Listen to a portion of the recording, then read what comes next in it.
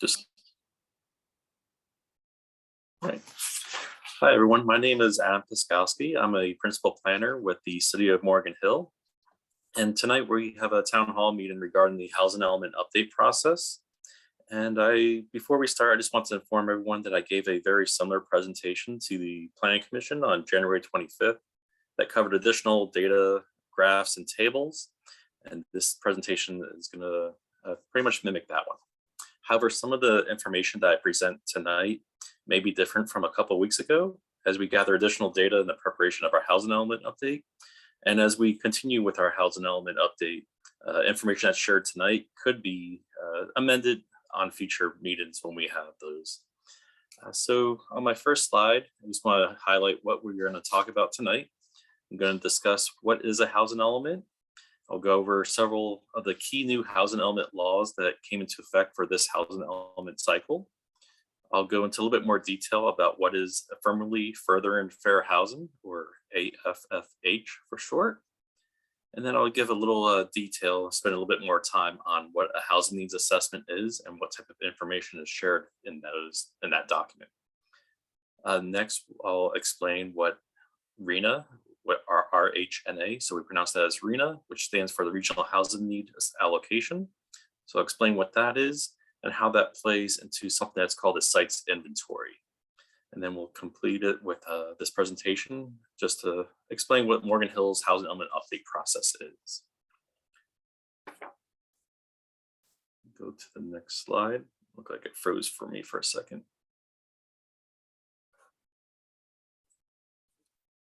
There we go.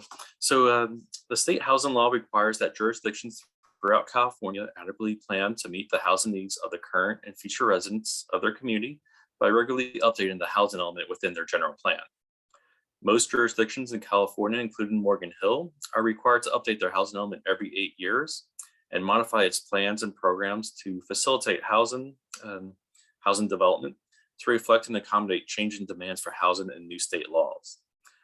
So right now, Morgan Hill has a current housing element, which is for the period of 2015 to 2023. And the state calls that our fifth cycle. So each housing element is broken up into cycles. And our fifth cycle housing element was approved by the State Department of Housing and Community Development. You'll hear that term a lot, which is short for HCD. And they approved our current housing element back in February of 2015. So we are currently planning for the 2023 to 2031 housing element update, and that's called the sixth cycle. And we must approve this housing element and be submitted to HCD for approval and certification by January 31st, 2023. So in here, I just want to talk about a little bit more about what a housing element is. It's a it's how local jurisdictions plan to meet the housing needs of everyone in the community. At its core, a housing element is an opportunity to have a community conversation about how to address local housing challenges and find solutions. And the housing element is one important part of a city or county's general plan, which serves as the blueprint for how a city or county will grow and address changing needs for development. Every 8 years, every city, town, and county must update their housing element and have it certified by the state. So some of the key new housing element laws that come into effect for this cycle is AB 215. When that one extended, HCD extends the state's review of housing elements to 90 days for their first review and 60 days for any subsequent review. AB 686 is a major one. That's the one that applies to the Affirmatively Furthering Fair Housing, where all housing elements must include a program that promotes AFFH opportunities throughout the community. And I'll get into more detail on that in the next couple slides. AB 1397 requires cities to zone their share of regional housing needs and requires by right development on certain sites, depending on key aspects, and that's going to be referred to the sites inventory. So when we get to that point, we'll have a future meeting with the Planning Commission to discuss sites inventory. SB 166 requires a city to identify additional low-income housing in their housing element when market rate housing is developed on a site currently identified for low-income housing. And again, we can get into more details on that in a future meeting when we talk about a site's inventory. And then finally on the list here is SB 375. If a city fails to adopt its housing element within 120 days of the due date, the city will be required to update its housing element every 4 years. So those are just some of the key new housing element laws. So next, I just want to go into more in depth on AB 686. So in 2018, California adopted a new requirement for jurisdictions called Affirmatively Furthering fair housing. While it has long been illegal for cities to discriminate based on race or certain other categories, the AFFH rules go further and require that cities actively work to dismantle the legacy of segregation and to create equal housing opportunities. So now cities are expected to do 4 key things: study housing demographics more thoroughly, and particularly identifying how the needs and trends are different for people of color and other protected groups. Second, ensure that public engagement reaches all segments of the community. Third, plan so that new housing is not disproportionately put in low-income communities of color. And then finally, develop policies and programs that advance equity. So here, Assembly Bill 686 means that we take meaningful actions in addition to combating discrimination, that overcome patterns of segregation and foster inclusive communities free from barriers that restrict access to opportunity based on protected characteristics. So on this slide, I've broken up the AFFH into 5 categories. And if anyone wishes to hear more details about this Assembly bill, I encourage you to watch the January 25th Planning Commission meeting recording.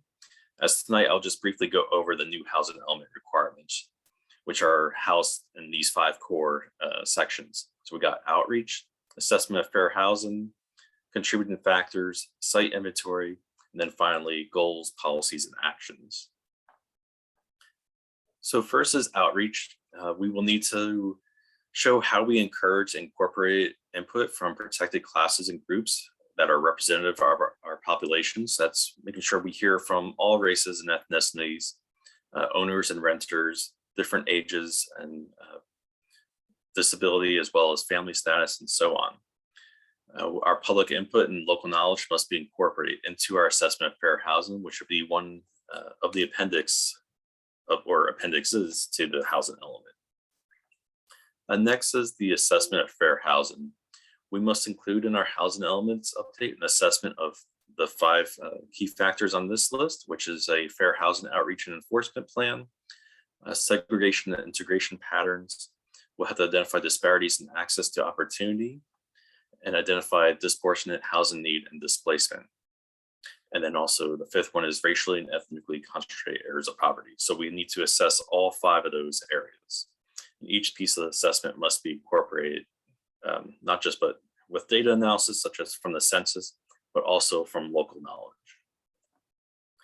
Next, we have our sites inventory. And so the site inventory is to accommodate RHNA. I'll get into more details on what RHNA stands for and what that means. But we must show how a site contributes toward replacing segregated living patterns with truly integrated and balanced living patterns, and transform high poverty neighborhoods into areas of opportunity.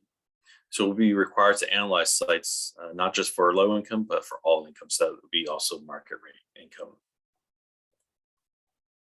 And next, for the contributing factors, based on the results that we do during our outreach, the assessment of fair housing document, as well as our site inventory, we will need to determine the factors contributing to the creation and perpetuation of fair housing issues. Some examples that the state has given about how cities can range widely on this contributing factors is community opposition to development, exclusionary zoning codes, and lack of funding and resources.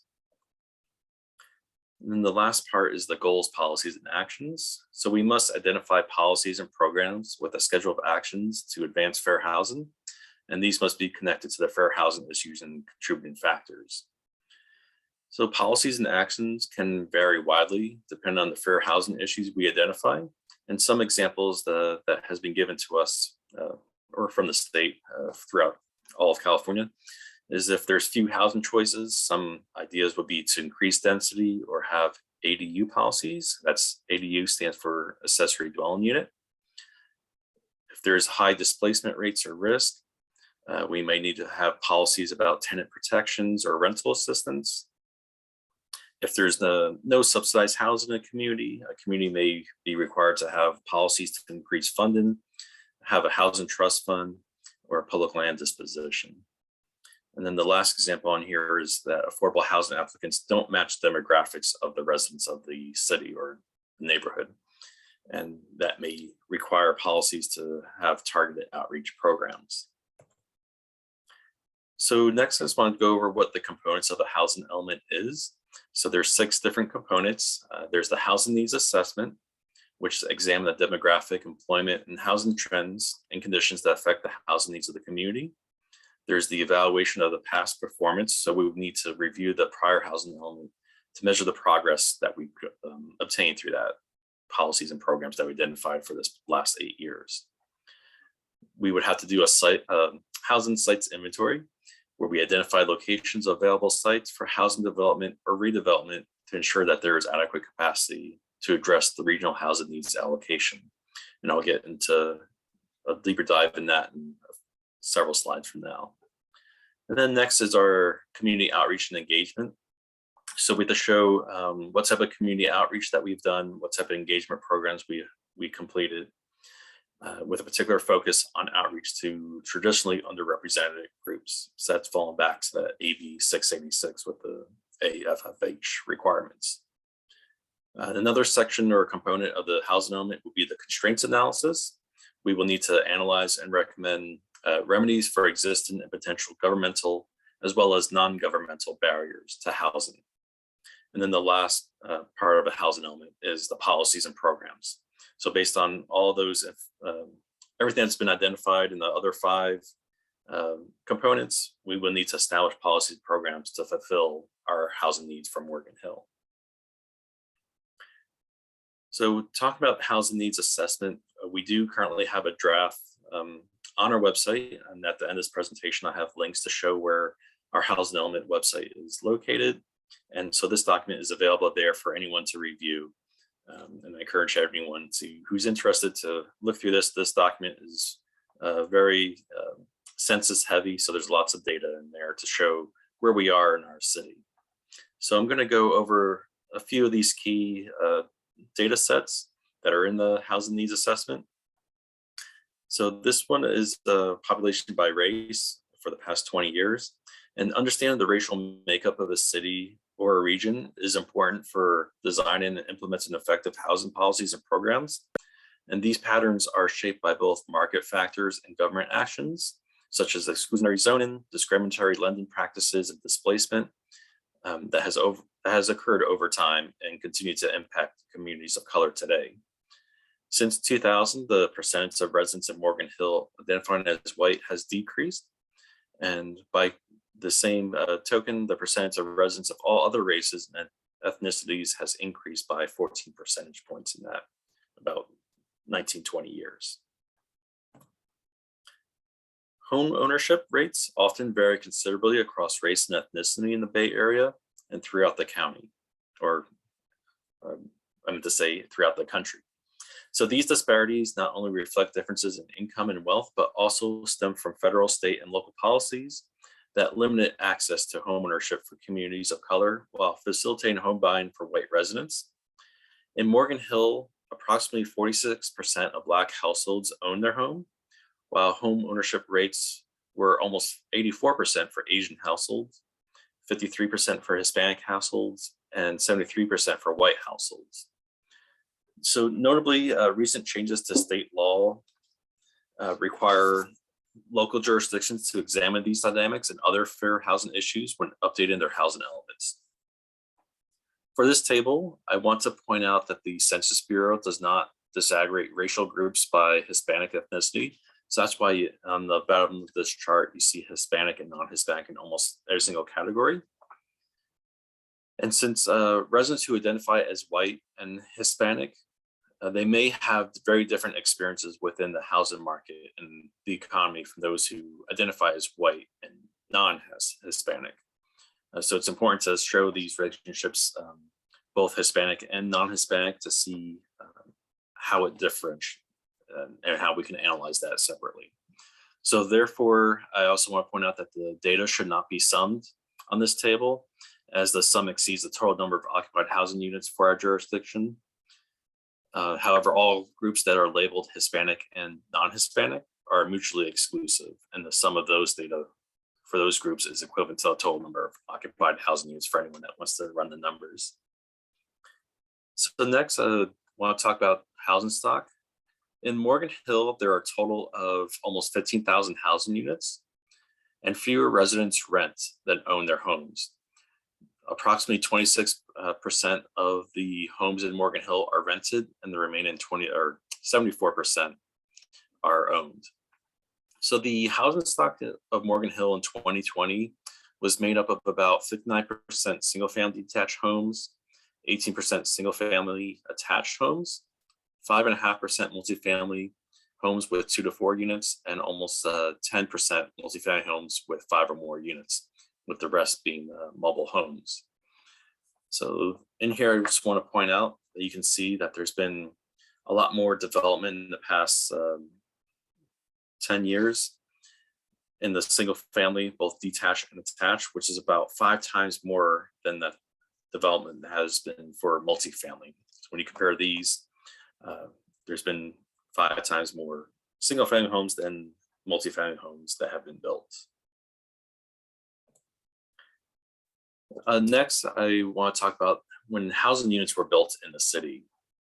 So production has not kept up with housing demand for several decades in the Bay Area, as the total number of units built and that are available has not yet come close to meeting the population and job growth experience throughout the region. In Morgan Hill, the largest proportion of the housing stock was built between 1980 and 1999, with approximately 5,600 units constructed during that period. Since 2010, in this last column here, it's about 11 or 11.5% of the current housing stock, which is approximately 1,800 units. Next, I just want to go over workers by earnings. So there are approximately 22,000 employed residents in the city, but only 18,000 jobs in Morgan Hill. So this figure shows that the balance when comparing jobs to workers, when we break it down by different wage groups, and it offers additional insight into the local dynamics of our city. So as shown in this graph, Morgan Hill has more low-wage jobs than low-wage residents, and that's for anyone that's making less than 25,000. So here you can see these are the amount of people that live in our city that earn that type of income, but this is how many jobs. So you can see the disparities here on how many more jobs we have than workers in this category. So that shows that we need to bring in, or we need to bring in workers, so people need to commute to our city in order to work these jobs. And then vice versa, when you look at this last column for the population of our city that earns more than 75,000 versus how many jobs we have in that category, we have much higher population of residents that make that money. So they are commuting out of our city to the north to work those jobs. So looking at these housing needs assessment, we need more housing in these lower categories, and in the vice versa, we need more jobs to accommodate the amount of workers that we're exporting out of our city. So talking about work and income, I just want to touch on what is affordable housing. So affordable housing is based off of income, and the levels of affordability are based upon what's called an area median income, which is calculated for each locality and household size. So in Santa Clara County, if you make up to $181,550 for a 4-person household, you would qualify for affordable housing. So next, despite the economic and job growth experience throughout the region since 1990, the income gap has continued to widen. California is one of the most economically unequal states in the nation, and the Bay Area has the highest income inequality between high and low income households in the state. And if you recall back in that last slide where it was the $181,000, that's about 120% of the AMI, of the area median income. So this table shows where the 100% breakdown is. But if you go 120%, you can see within Morgan Hill that approximately more than half of our population would qualify for affordable housing.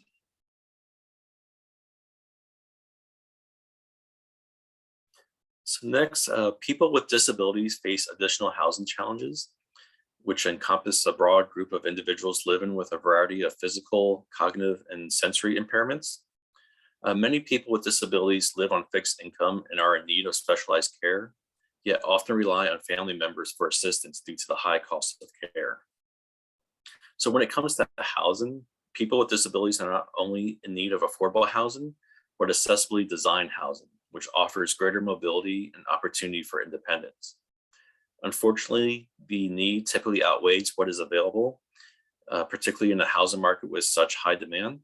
And people with disabilities are at a high risk of for housing insecurity, homelessness, and institutionalization, particularly when they lose their aging caregivers. So this slide shows the rates at which different disabilities are present among residents of Morgan Hill, and overall 9% of people in Morgan Hill have a disability of any kind. So if you add up these numbers on this slide, it comes out to a lot more than 9%, but that's because one person can fall into multiple categories on this chart. So, but overall, we have 9% of our population that have a disability that falls in this category, in this one of these categories.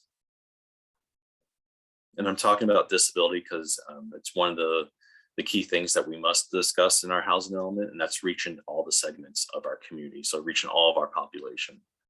Another key thing to talk about is homelessness. So homelessness remains an urgent challenge in many communities across the state, and it reflects a range of social, economic, and psychological factors. Rising housing costs result in increased risk of community members experiencing homelessness, and far too many residents who have found themselves housing insecure have ended up unhoused or homeless in recent years, either temporarily or even longer term. Addressing the specific housing needs for the unhoused population remains a priority throughout the region, particularly since homelessness is disproportionately experienced by people of color, people with disabilities, those struggling with addiction, and those dealing with traumatic life circumstances. People of color are more likely to experience poverty and financial instability as a result of federal and local housing policies that have historically excluded them from the same opportunities extended to white residents. Consequently, people of color are often disproportionately impacted by homelessness, as shown on this table, particularly Black residents of the Bay Area. And in Santa Clara County, white residents represent the largest proportion of residents experiencing homelessness and account for about 43 or almost 44% of the homeless population, while making up 44.5% of the overall population. Whereas when you compare that to our Black population or Black homeless population, it's approximately 18 or almost 19%, while our Black residents only make up 2.5% of our overall population. So next, I want to talk about what is RHNA. It's in the housing element, it's a common term that we usually have, that we talk a lot about. So RHNA stands for Regional Housing Need Allocation, and it is a process that is part of the housing element law used to determine how many new homes and the affordability of those homes, how much those homes cost, and each local government must plan for within our housing element. So as I mentioned in the beginning, the upcoming RHNA cycle is called our 6th cycle, and the Bay Area is planned for is from 2023 to 2031. As part of the RHNA process, HCD determines the total number of new homes the Bay Area needs to build and how affordable those homes need to be in order to meet the housing needs of people at all incomes. The housing element must show the location, which is called a site inventory, where housing can be built by income and the policies and strategies necessary to meet the community's housing needs. RHNA and the local housing elements must affirmatively further fair housing, including preventing segregation and poverty concentration, as well as increasing access to areas of opportunity. So that's going back to that AB 686.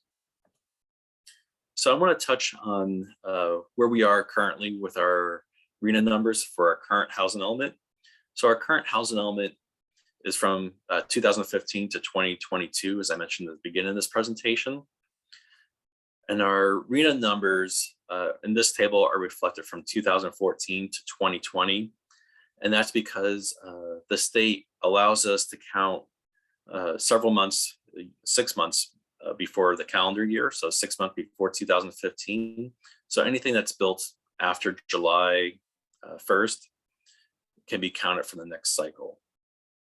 So in this category, we had 928 RHNA units allocated to our city, and it's broken up into 4 different categories. We had the very low income category, which is 50% area of median income. There's a low income category, and that's between 50 to 80% AMI. And then next is moderate income. That's 81% to 120% AMI. So these 3 categories, the very low, low, and moderate, that's what's considered affordable housing. So we had 273 in the very low, 154 in the low income, and then 185 in the moderate income. So that's anyone with a family of 4 that makes less than $181,000. And then our above moderate category, which is our market rate, we had 316 units that were allocated for that category. On this last column, it shows how, or second to last column, it shows how many units we have built up until 2020. We don't have the numbers completed yet for 2021, but in the next couple of months, we'll have that updated. And so in here, you can see that we've met or exceeded our requirements in all the categories, except for this top one, the very low income category, which is the hardest one to build, because those are the really extremely low income, the most needed housing units within California. So next, what are we planning for? So for our RHNA cycle that's been assigned to us for 2023 to 2031, we have 1,037 units. It's approximately 100 more units than we had last cycle, or this current cycle. The numbers are pretty much broken down the same for our below market rate units. So for very low income, we had 262 units assigned to us. For low income, 151. And then for moderate income, 174. So those are very similar to what we had these previous 8 years. Where we got the additional 100 units is in our above moderate income, where we have now 450 units assigned to us. So we must show where can we build those units, where is there room within our city to accommodate these 1,037 units. And that's what's called our sites inventory. So the housing element of the general plan must include an inventory of land suitable and available for residential development to meet the locality's regional housing need by income level. So when we build a site inventory, there's 2 key things that come into play: units in the pipeline, and then vacant and non-vacant sites. So you add those 2 together. So first you analyze the units that we have in the pipeline, and those are projects that are either proposed, entitled, or under construction within a city. And then once you figure that out, you will analyze how many more units you need to build in a certain category, and then you continue from there. So on here, I have a map shown where all the units are in the pipeline for Morgan Hill. So this shows the entitled projects as well as the proposed projects. On this map, I don't have all the housing units that are currently under construction. And that's because they could be completed before we can even count those units. Earlier I mentioned we can count any units that are built after July 1st, 2022. And so this map just shows where there are title projects and proposed projects, because these are ones that we are sure that will not be built prior to July 1st of this year. So next on this chart, I show all those projects. So all those units or projects that are in the pipeline on that map. So these are all the projects that are already entitled or that we are currently evaluating, that we have an development application for with the city. And then I'll get into more detail on this on the sites inventory when we have a future meeting with the Planning Commission to discuss and go into a deeper dive on the sites inventory. But overall, the process is once we identify all the projects that we have in the pipeline, we subtract those numbers from our RHNA, and then we determine how many more units we have to build in each category. And once we do that, we have to identify sites, and these can be sites that are currently vacant or currently have something developed on them, either a parking lot or a building. Once we identify those sites, we would calculate the affordability. So what type of units would go in there? Would it be very low income? Would it be market rate units? And then next we would analyze the capacity. How many, which means how many units can we fit on a particular parcel? So that pretty much concludes my presentation for tonight. I just want to go over some next steps. We will be completing our housing needs assessment. So that's all that census data. We have that draft already on our website. On the bottom here, I have that underneath the contact us, the middle bullet point that shows our housing element update webpage. So anyone that is interested and wants to read that document, that housing needs assessment document, you would go to that website there. We will also be preparing our draft inventory of available sites, or sites inventory as I've been referring to it through this presentation. And we'll be having a future meeting with the Planning Commission to discuss a sites inventory and where we are in that process. After that, we will review our prior housing elements. That's one of the major things that we have to do as part of a housing element. And I also want to state that the housing element, as I mentioned previously, establishes policies and programs to address Morgan Hill's existing and projected housing needs for all economic segments of the community. And one of the first steps that we've already started in this process is to ask community members what they see as Morgan Hill's most important housing needs. So we do have two surveys, it's one survey, one version's in English, another version's in Spanish, and we have both of those links on here. Also, if you have a smartphone, you can, we have these QR codes, almost forgot the term. So we have these QR codes where you can take the surveys on your phone that way too, instead of using a laptop or a computer. So these surveys are 10 questions. And when we're just asking we have some demographic information or questions in there, as well as asking what type of housing needs do we need to have, or do we need to provide in our city. And this survey should take approximately 3 to 4 minutes to complete, and all responses are kept completely confidential. Down here on the contact us, I also have my email address for anyone who wants to contact me or wants more information about the housing element, or wants to get on a mailing list. And once again, here is our website for the housing element update, and that will be updated every now and then, providing additional information about future meetings. And then any documents that becomes available, they will be posted there, just like the housing needs assessment document. And then the last link down here is a regional housing element website. It's called Let's Talk Housing Santa Clara County. So it's Let's Talk Housing SCC.org. And that's a more regional website for all Santa Clara County. And it shows what each city is doing, where we are in the process, or where everyone is in the process.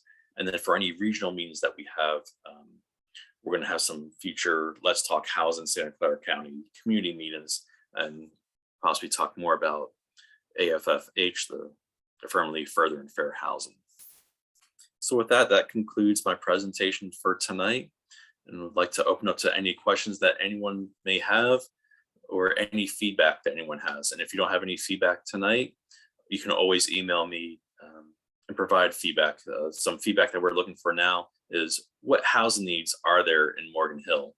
What housing are we providing that we need to provide more of? What type of housing are we providing in Morgan Hill that is good, that we need to provide more of? So what are we missing and what are we doing well?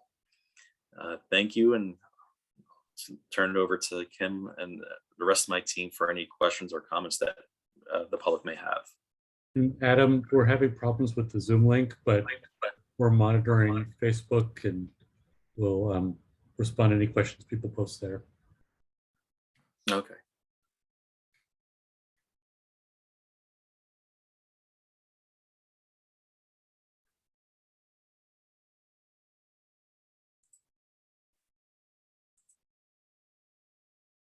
I'm not seeing any questions popping up on Facebook.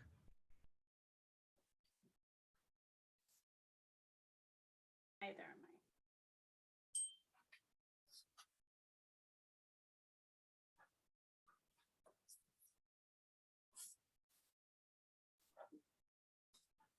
Housing Element website. It's called Let's Talk Housing Santa Clara County. So it's